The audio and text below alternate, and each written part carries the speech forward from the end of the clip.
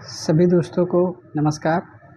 स्वागत है आप लोगों का RKGS क्लासेस में, जिसमें हम भौतिक विज्ञान के महत्वपूर्ण प्रश्नों की श्रृंखला देख रहे हैं जो विभिन्न एग्ज़ाम में आए हुए हैं, चाहे वो BPSC हो, NDA हो, SSC हो, रेलवे हो।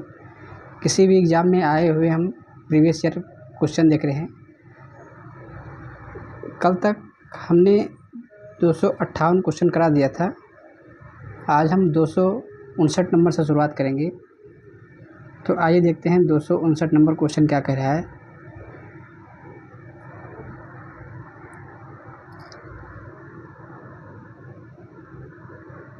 गर्म मौसम में पंखा आराम का एहसास दिलाता है, क्यों? जब गर्मी आती है तब लोग फ़ैन चलाते हैं तो उससे क्या होता है कि आराम महसूस करता है। जो पंखा होता है वो ठंडी हवा निकालता है। तो इसका क्या कारण है? पहला है, हमारा शरीर हवा में अपेक्षाकृत अधिक ऊष्मा विकिरण करता है। B है, पंखा ठंडी हवा देता है। C है, हवा का चालकता बढ़ जाती है। D है, हमारा पसीना द्रुतता से वाष्पित होता है।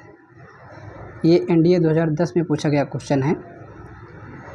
तो जो गर्मी में जो मेन रीज़न है कि पंखा चलाने से गर्मी नहीं लगती, वो ऐसा होता है कि जो शरीर का पसीना होता है, स्वेट, वो शरीर से निकलता रहता है, जिससे कि जब पंखे की हवा लगती है तो वो वाष्पित होता है, जिससे कि ठंडा महसूस होने लगता है। तो इसका जो सही आंसर होगा वो होगा आंसर नंबर D। इसी तरह आइए देखते हैं प्रश्न संख्या 260। कॉस्मिक कीड़े हैं। पहला है आवेशित कण, B है अनावेशित कण, C है आवेशित तथा अनावेशित दोनों, D है इनमें से कोई नहीं। ये भी BPSC 2015 में पूछा गया क्वेश्चन है। तो जो कॉस्मिक कीड़े होती हैं वो एक प्रकार की आवेशित एवं अनावेशित दोनों प्रकार की होती हैं। तो इसका जो सही आंसर होगा वो होगा आंसर नंबर C। इसी तरह आइए देखते हैं प्रश्न संख्या 261। निम्नलिखित किरण युग्मों में से कौन सी प्रकृति में विद्युत चुम्बकीय होती है? मतलब ऐसी इसमें जितने भी किरण दिए हैं उसमें ये बताना है कि कौन सी प्रकृति में विद्युत चुम्बकीय होती है। पहला है बीटा किरणें एवं गामा किरणें, B है कैथोड किरणें एवं एक्स किरणें, C है अल्फा किरणें एवं बीटा किरणें, D है एक्स किरणें एवं गामा किरणें। तो इसका जो सही आंसर होगा वो होगा आंसर नंबर D, यानी जो एक्स किरणें एवं जो गामा किरणें हैं इनकी प्रकृति चुम्बकीय होती है। आइए देखते हैं प्रश्न संख्या 262। एक क्षण चुंबक द्वारा उत्पन्न चुंबकीय बल रेखाएं हैं। पहला है चुंबक पिंड के अंदर प्रतिच्छेद करती हैं, B है केवल उदासीन बिंदुओं पर प्रतिच्छेद करती हैं, C है केवल उत्तरी एवं दक्षिणी ध्रुवों पर प्रतिच्छेद करती हैं, D है बिल्कुल प्रतिच्छेद नहीं करती। ये भी NDA 2010 में पूछा गया क्वेश्चन है। तो जो एक क्षण होती है वह चुंबक द्वारा उत्पन्न चुंबकीय बल रेखाएं जो होती हैं वो बिल्कुल प्रतिच्छेद नहीं कर सकती हैं। तो इसका जो सही आंसर होगा वो होगा आंसर नंबर D। आइए देखते हैं प्रश्न संख्या 263 क्या कहता है। एक चालक तार का विशिष्ट प्रतिरोध किन पर निर्भर करता है?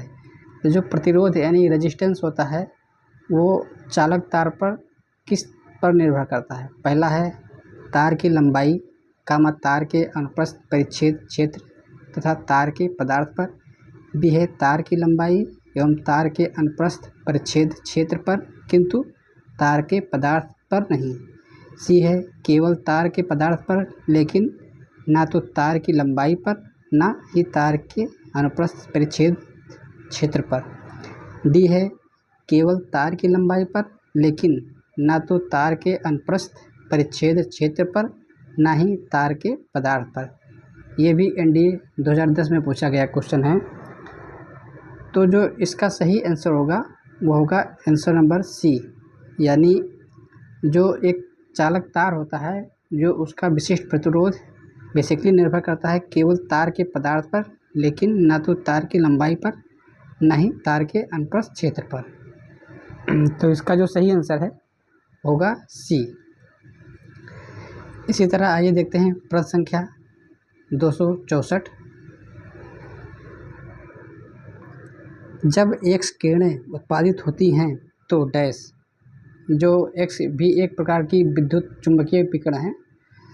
तो पहला है लक्ष्य पर ऊष्मा उत्पन्न होती है, बी है लक्ष्य पर ऊष्मा अवशोषित होती है, सी है लक्ष्य का ताप स्थिर रहता है, डी है लक्ष्य पर चमकीला प्रकाश देखा जाता है। तो जब एक्स किरणें कभी भी, जैसे एक्स किरणें, जैसे फ़ोटो जो कॉपी होती है या एक्सरे मशीन होती है उसमें एक्स किरणें निकलती हैं, तो जब ये उत्पादित होती हैं तो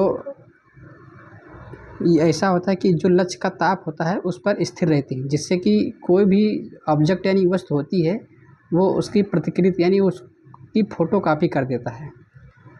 तो जो इसका सही आंसर होगा वो होगा आंसर नंबर सी। इसी तरह आइए देखते हैं प्रश्न संख्या 265 क्या कहता है।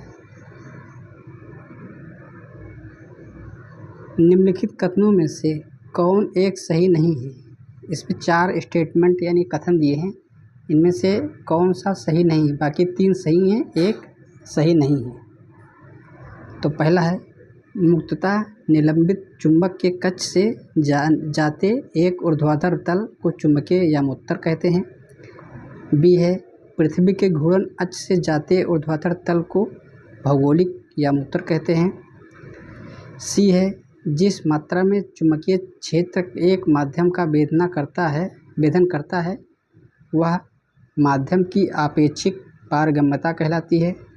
डी है आपेक्षिक पारगम्यता एक विमा रहित राशि नहीं होती है।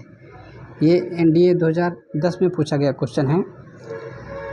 तो इसका जो सही उत्तर होगा वो होगा ऑप्शन नंबर डी, यानी आपेक्षिक पारगम्यता एक विमा रहित राशि नहीं होती है। मतलब जो आपेक्षिक पारगम्यता है वो विमा रहित राशि होती है, जबकि ये पूछ रहा है कि नहीं, ये कह रहा है कि नहीं होती है, लेकिन ये आपेक्षिक पारगम्यता विमा रहित राशि है, यानी इसमें जो विमा रहित राशि है। आइए देखते हैं प्रश्न संख्या 266 की तरफ। एक अवतल दर्पण के वक्रता केंद्र पर रखी वस्तु का प्रतिबिंब कहाँ बनेगा। पहला है मुख्य फोकस पर, बी है मुख्य फोकस तथा वक्रता केंद्र के बीच, सी है वक्रता केंद्र पर, डी है वक्रता केंद्र के परे। तो जो एक अवतल दर्पण होता है उसका वक्रता केंद्र पर अगर हम कोई ऑब्जेक्ट रखते हैं तो उसका जो प्रतिबिंब होता है वो बनता है वक्रता केंद्र पर, यानी जो सेंटर होता है उस पर बनता है।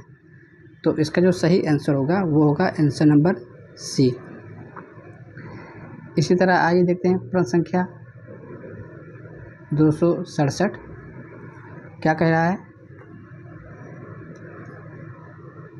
एक समतल दर्पण की वक्रता त्रिज्या क्या है।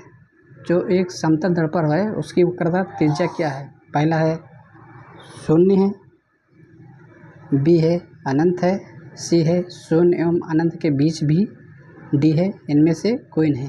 ये भी एनडीए 2010 में पूछा गया क्वेश्चन है। तो जो एक समतल दर्पण होता है उसकी जो वक्रता त्रिज्या होती है वो अनंत होती है, यानी जो इसका सही आंसर है होगा आंसर नंबर बी। तो आज के लिए इतना ही, कल एक और नए वीडियो में मिलेंगे। तब तक के लिए नमस्कार, जय हिंद, वंदे मातरम।